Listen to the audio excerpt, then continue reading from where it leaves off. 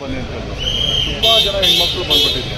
ತುಂಬ ಜನ ಹೆಣ್ಮಕ್ಳು ಎಷ್ಟು ಜನ ಬಂದಿದ್ದಾರೆ ಅಂದರೆ ಆ ಟಿಕೆಟು ಇಲ್ಲ ಏನಿಲ್ಲ. ಆಮೇಲೆ ಈ ಸೆಕ್ಯೂರಿಟಿಗಳು ಹಾಕಿಲ್ಲಪ್ಪ, ಇವರು ಸಹ ಯಾರೋ ಬೌನ್ಸರ್ಸ್ಗಳು ಹಾಕಿದ್ದಾರೆ. ಆಮೇಲೆ ವಿತೌಟ್ ಸೆಕ್ಯೂರಿಟಿ ಪೊಲೀಸವ್ರು ಪಾಪ ಏನು ಮಾಡೋಕ್ಕಾಗುತ್ತೆ. ಪೊಲೀಸವ್ರು ಎಷ್ಟೋ ಜನ ಹೆಣ್ಮಕ್ಳಿಗೆ ತಡೆಯೋಕ್ಕೆ ನೋಡಿದ್ರು.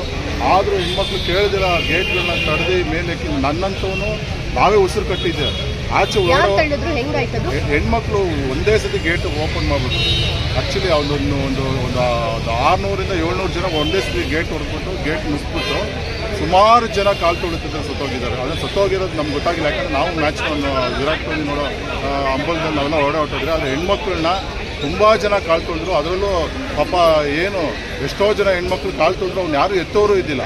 ನಾವು ಕಣ್ಮುಂದೆ ನೋಡಿದರೆ ನಾವು ಎತ್ತಕ್ಕೆ ಹೋದ್ರೆ ನಮ್ಮನ್ನ ತುಳಿತಾರೆ ಅಂತ ಬೈದಲ್ಲಿ ಮುಂದೆ ಹೋದರೆ ತುಂಬ ಜನ ಕಾಲು ತೊಳೆದಲ್ಲಿ ಇದಾಗಿದೆ. ಹಾಗೆ ಯಾವ ಹೆಣ್ಮಗುನೂ ಅಷ್ಟೇ ಗೇಟ್ಗಳನ್ನ ಹಾರಿ ಹೋಗಿದ್ದಾರೆ. ಮುಂದೆ ಗೇಟ್ಗಳನ್ನ ಹಾರಿ ಸೆಕ್ಯೂರಿಟಿ ಏನು ಮಾಡಿದ್ರು ಸೆಕ್ಯೂರಿಟಿನೂ ಕಂಟ್ರೋಲ್ ಮಾಡೋಕ್ಕಾಗ್ತಿಲ್ಲ. ನಾನು ಕಣ್ಮುಂದೆ ನೋಡಿರೋದು ದರ್ಶನ ಇದು. ಅದು ಹಾಗೆ ಯಾರು ಪೊಲೀಸವ್ರನ್ನ ಎತ್ತಕ್ಕೆ ಹೋದ್ರೆ ಅದು ಒಂದೇ ಸತಿ 600 ಜನ ಹಿಂದೆ ಬರ್ತಾ ಇದ್ದಾರೆ.